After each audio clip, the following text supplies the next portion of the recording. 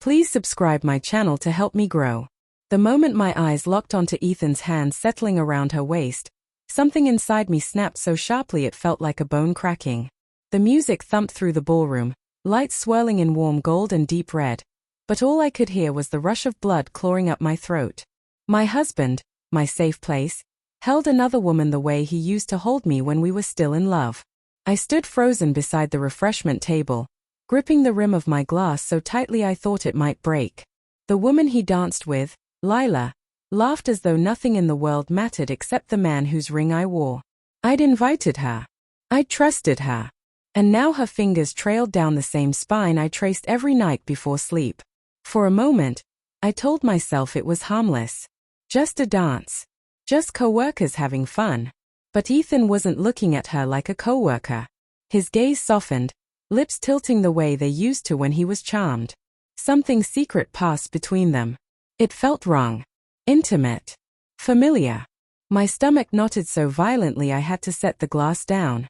"Hey, you okay?" my friend Sa asked, touching my arm lightly. "You look pale." "I think I just need air," I whispered, unable to tear my eyes away from them. She followed my gaze and inhaled sharply. "Oh." One word. But it said everything. I forced myself to breathe. To think. To calm down. Maybe I was overreacting. Maybe I was reading too much into it. But denial has a texture. It tastes metallic, bitter. It coats the back of your tongue even as you pretend everything is fine. I didn't run outside. I walked directly onto the dance floor.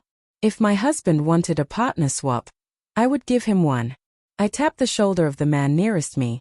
James, the event coordinator and someone Ethan had always been oddly jealous of. He turned, startled, then smiled warmly when he recognized me. "Would you like to dance?" I asked, my voice steady even though I felt anything but. Sure," he replied, clearly surprised but flattered. I didn't choose him to be petty. I chose him because I needed strength. I needed a distraction. I needed to feel like I had control of something, anything, in a moment when my life was unraveling thread by thread. As we moved to the music, I felt Ethan's eyes hook into me. He stiffened, pulling back slightly from Lila. She looked confused. Guilty, even. Or maybe that was my mind filling in what I needed to see. James kept his hands respectful, but he leaned in and whispered, "Are you all right? You look hurt." "It's complicated," I murmured.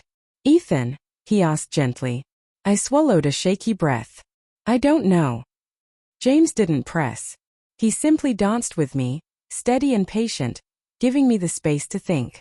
But thinking only made it worse.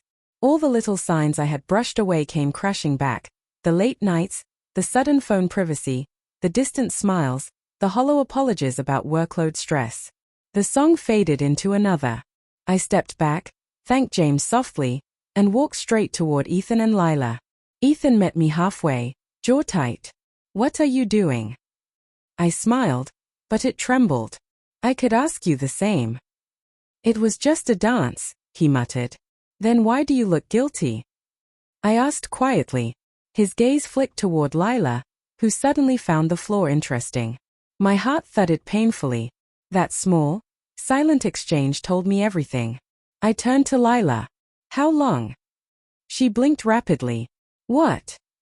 "How long have you been dancing with my husband outside of this ballroom?" Ethan grabbed my arm gently, panic rising. "Stop. Not here." The words sliced through me. He didn't deny it. He just didn't want an audience. My voice cracked. "So there is something to stop." He exhaled, shoulders heavy, eyes finally lifting to meet mine. "I messed up, okay? But it wasn't like that.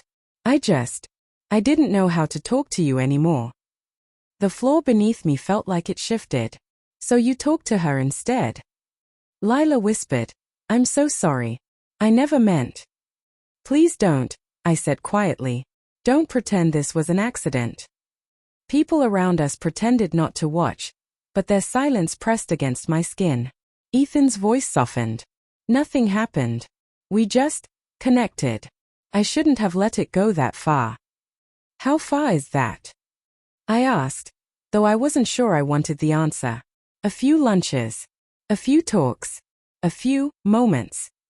Moments. Moments are marriages breaking apart in small pieces. I stepped back. I changed partners tonight because I wanted you to feel what I felt. But what I felt wasn't jealousy. It was clarity. Clarity. Ethan's voice cracked. Yes, I whispered. You weren't lost. You were already leaving. He reached for me, but I moved away. I'm not leaving, he insisted.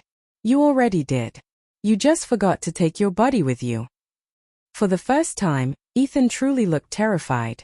The music kept playing, but everything around us dimmed. I turned and walked away from him, not toward James, not toward Sarah, not toward the exit, just toward myself. Behind me, Ethan called my name. But his voice wasn't enough to stop the truth. Sometimes betrayal isn't a single act. Sometimes it's a slow dance. And tonight, I finally walked off the floor.